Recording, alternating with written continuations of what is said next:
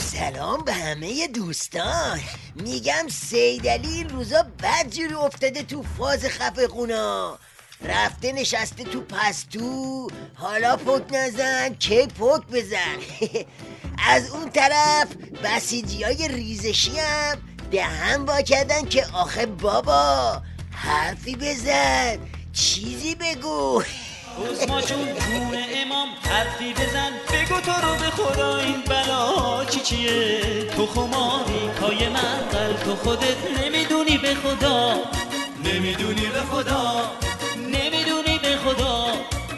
ای بابا کی میگه نمیدونه؟ میدونه، خوبم میدونه. از یه طرف زبون به کام گرفته و ولومو بسته، از طرف دیگه اوباش امامدارشو فرستاده پشت این تریبون و اون تریبون تا عربده ضد استکباری بکشن و الکی گرد و خاک کنن. اخیراً معاون وزیر خارجه آمریکا و نماینده آمریکا در مذاکرات 5+1 به ایرانیان توهین کرده، گفته ایرانیان ژن فریبکاری دارن. عجیبه که برخی در داخل فاقد فهم و درک درست سیاسی نسبت به ماهیت دولت آمریکا هستند، اما رهبر کبیر انقلاب حضرت امام امت قدس سره به خوبی خوی و ژن آمریکایی ها رو شناختن و همین شناخت هم رهبر معظم انقلاب امام المسلمین حضرت آیت الله العظما خامنه ای حفظه الله دارن و این را به مردم و ملت عزیزمون هم انتقال دادن که آمریکایی ها هیچگاه مورد اعتماد نبوده و نیستند.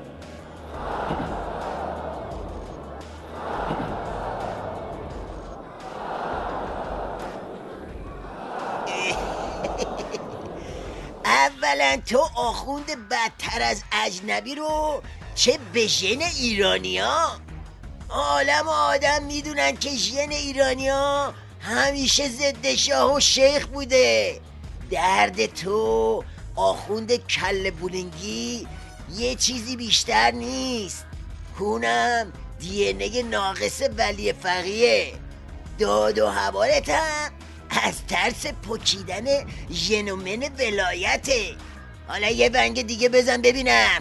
و اظهارات این مسئول بی تربیت و نژاد پرست آمریکایی بر بی‌اعتمادی ملت ایران نسبت به دولت آمریکا افزوده است و دولتمندان و دولتمردان آمریکا بدونند آنچه که در ژن ایرانیان وجود دارد، ایرانیان با ایمان و ولایت مدار ژن مقاومت در برابر قلدری و زورگویی و ژن استکبار ستیزی است.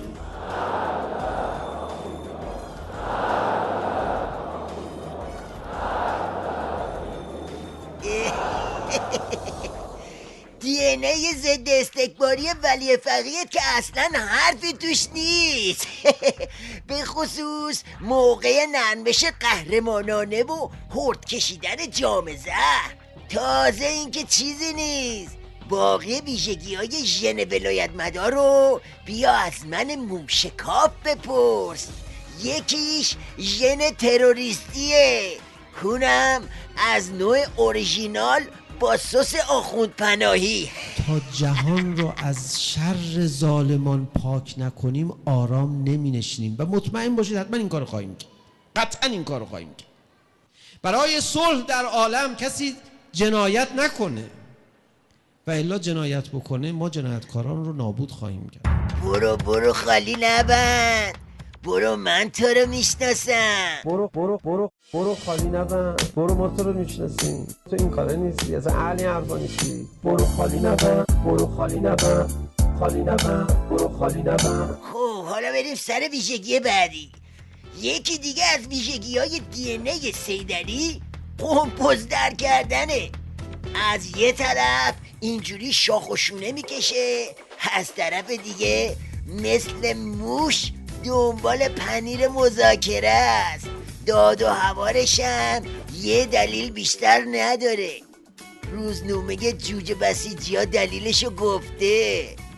در بینابین خوشبینی مفرد و بدبینی مطلق هیچگاه راهبرد اصلی تجدید نظر طلبان که همان دکترین استحاله و فروپاشی از درون است مورد غفلت و فراموشی قرار نگرفته است. بله، مایتابه تحریما و گوشتکوب اوضاع و احوال اجتماعی سید علی رو برده تا مرز ترکیدن و فروپاشی. اوزی، اوهای اوزی، خودت بگو ته خط چیه؟ سقوط است.